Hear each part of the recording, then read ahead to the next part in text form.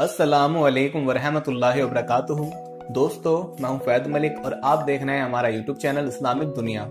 औज़ुबिल्लाहि मिनश्शैतानिर्रजीम बिस्मिल्लाहिर्रहमानिर्रहीम। आज की इस वीडियो में आपको करबला के मैदान का एक ऐसा वाक़या बताने वाले हैं जिसको शायद आपने इससे पहले कभी नहीं सुना होगा। जी हाँ दोस्तों, इस वीडियो में हम बात करने वाले हैं हज़रत इमाम हुसैन रज़ी अल्लाह ताला अन्हु के घोड़े के बारे में, यानी कि हज़रत इमाम हुसैन के घोड़े का क्या नाम था, आपके पास ये घोड़ा कहाँ से आया था और इस घोड़े की क्या खासियत थी। इस वीडियो में हम आपको इमाम हुसैन रज़ी अल्लाह ताला अन्हु के घोड़े की पूरी जानकारी देने वाले हैं और साथ ही करबला के मैदान में इस घोड़े की वफादारी का एक ऐसा वाक़या बताने वाले हैं जिसको सुनकर यकीनन आपकी आंखों में आंसू आ जाएंगे। इसलिए आज का ये वीडियो आप तमाम इस्लामिक भाई बहनों के लिए बहुत ख़ास है, आप इसको आखिर तक ज़रूर देखें। सबसे पहले तो हम आपको बता दें कि हज़रत इमाम हुसैन रज़ी अल्लाह ताला अन्हु के घोड़े का नाम जुल्जना था। जुल्जना को एक मरतबा ईरान के बादशाह ने अल्लाह के पैगम्बर हज़रत मोहम्मद सल्लल्लाहु ताला अलैहि वसल्लम को तोहफे में दिया था और आप सल्लल्लाहु ताला अलैहि वसल्लम का ये मशहूर मौजज़ा है कि आप जिस घोड़े पर एक बार बैठ जाया करते थे तो फिर उस घोड़े की उम्र बढ़ जाया करती थी, यानी कि फिर वो घोड़ा कभी भी बूढ़ा नहीं होता था। इसी वजह से इतने सालों के बाद भी ये घोड़ा करबला के मैदान में बिल्कुल तरोताज़ा और जवान था। दोस्तों, हज़रत इमाम हुसैन के इस घोड़े की रफ्तार, इसकी ख़ास आवाज़ और इसकी खूबसूरती की वजह से इस घोड़े का नाम जुल्जना रखा गया था। जब भी ये घोड़ा जंग के मैदान में दुश्मनों पर हमलावर होता तो ऐसा लगता था जैसा कि ये घोड़ा दौड़ नहीं रहा है बल्कि उड़ रहा है। इसी वजह से इसको जुल्जना यानी कि दो परों वाला घोड़ा कहा जाने लगा। हज़रत इमाम हुसैन रज़ी अल्लाह ताला अन्हु को बचपन से ही इस घोड़े से बहुत लगाव था। एक मरतबा हज़रत इमाम हुसैन अपने नाना हुज़ूर सल्लल्लाहु ताला अलैहि वसल्लम के पास में गए। उस वक्त आप सल्लल्लाहु ताला अलैहि वसल्लम इस घोड़े के पास मौजूद थे और उसके साथ में आपके कुछ साथी भी थे। हुज़ूर सल्लल्लाहु ताला अलैहि वसल्लम ने अपने नवासे इमाम हुसैन को देखा तो वो बहुत खुश हुए और पूछने लगे, बेटा क्या तुम इस घोड़े पर सवारी करना चाहते हो? तो ये सुनकर हज़रत इमाम हुसैन ने हाँ में जवाब दिया, यानी कि हज़रत इमाम हुसैन ने जवाब दिया कि हाँ, मैं इस घोड़े पर सवारी करना चाहता हूँ। आपकी ये बात इस घोड़े को यानी कि जुल्जना को सुन गई और वो फ़ौरन दौड़ता हुआ हज़रत इमाम हुसैन के पास आकर बैठ गया ताकि आप उस पर आसानी से सवारी कर सकें। उसके बाद हज़रत इमाम जुल्जना पर बैठे और आपने उस घोड़े की सवारी की। ये बात देखकर हुज़ूर सल्लल्लाहु ताला अलैहि वसल्लम की आंखों में आंसू आ गए और फरमाने लगे, बेटा ये वही घोड़ा है जो यौमे यशुरा के दिन आपकी मदद करेगा।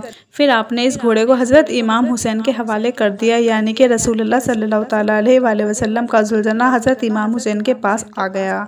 फिर करबला के मैदान में जुल्जना ने अपने इमाम हुसैन से वो मोहब्बत की, वो वफ़ा की जिसको देखकर खुद वफ़ा भी जुल्जना पर नाज करने लगी। दोस्तों, हज़रत इमाम हुसैन रज़ी अल्लाह ताला अन्हु के घोड़े जुल्जना के बारे में ये बात काफ़ी मशहूर है। यजीदियों द्वारा इमाम हुसैन पर पानी रोके जाने के बाद इस घोड़े को यानी कि जुल्जना को करबला के मैदान में काफ़ी बार पानी पीने का मौका मिला था, लेकिन जुल्जना ने पानी नहीं पिया। उन्होंने हज़रत इमाम हुसैन के साथ में पानी ना पीकर अपना वादा वफ़ा के नाम कर दिया, जिसको देखकर खुद वफ़ा ने भी जुल्जना पर नाज किया।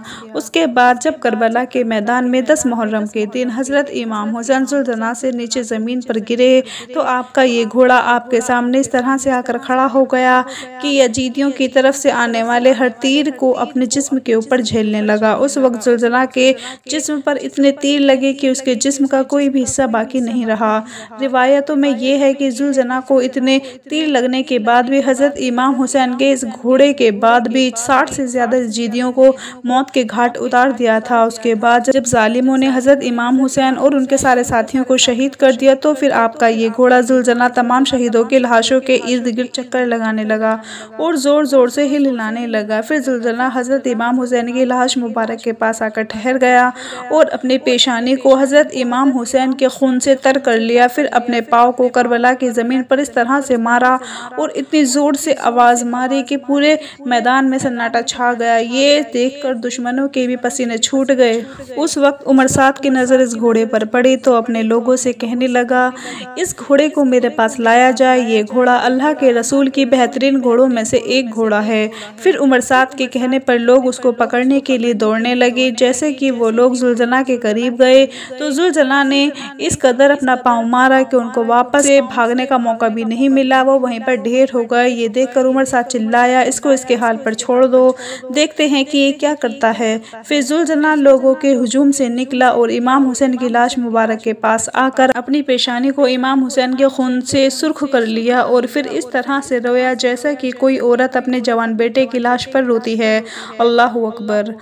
दोस्तों, करबला के वाक़े के बाद एक मर्तबा एक शख्स हज़रत इमाम बाक़िर रहमतुल्लाह अलैह की खिदमत में हाजिर हुआ और दस्ते अदब को जोड़कर निहायत अदब के साथ अर्ज़ करने लगा, ए इमाम वक्त, आप भी करबला के मैदान में मौजूद थे। हमने सुना है कि जब हज़रत इमाम हुसैन घोड़े की जीन से इस ज़मीन पर आए तो जुलजना आपका तवाफ़ कर रहा था और ज़ोर ज़ोर से कुछ कह रहा था। ए रसूलुल्लाह सल्लल्लाहु तआला अलैहि वसल्लम के नवासे, आप हमें बताएं कि उस वक्त वो घोड़ा हज़रत इमाम हुसैन से क्या कह रहा था। बस इतना सुनना था।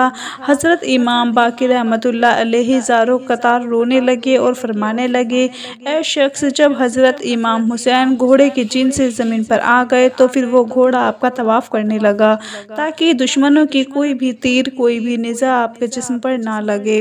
दुश्मनों की तरफ से आने वाली हर तीर को जुलजना ने अपने जिस्म पर झेला। उस वक्त जुलजना के जिस्म पर कोई भी ऐसी जगह नहीं बची थी जहाँ पर तीर ना लगा हो। उस वक्त जुलजना जोर जोर से चिल्लाकर यजीद की फौज से कह रहा था कि लानत हो तुम जैसे लोगों पर जो अपने ही रसूल के नवासे को कत्ल कर रहे हो। फिर उस शख्स ने पूछा, ए नवासाए रसूल, क्या उस वक्त वो घोड़ा और भी कुछ कह रहा था? तो इतना सुनते ही हज़रत इमाम बाक़िर रहमतुल्लाह अलैहि चीख चीख कर रोने लगे और फरमाने लगे, ए शख्स, उस वक्त वो घोड़ा कह रहा था, ए मेरे आका, उस दिन बस एक मर्तबा आप मेरी पुश्त पर सवार हो जाओ, मैं आपको इतना दूर लेकर जाऊंगा कि किसी भी जालिम की कोई भी तीर आपको छू नहीं सकेगी। ये सुनकर मेरे दादा हुसैन ने फरमाया, ए जुलजना, जाओ, तुम खेमे में चले जाओ और जाकर मेरी बहनों और बेटियों को बताओ कि आपका इमाम हुसैन अपने नाना रसूलुल्लाह के पास पहुंच गया है। बस इतना सुनते ही वो घोड़ा खेमों की तरफ बढ़ा और जाकर बीवियों के खेमों के बाहर जाकर जोर जोर से आवाज़ें निकालने लगा।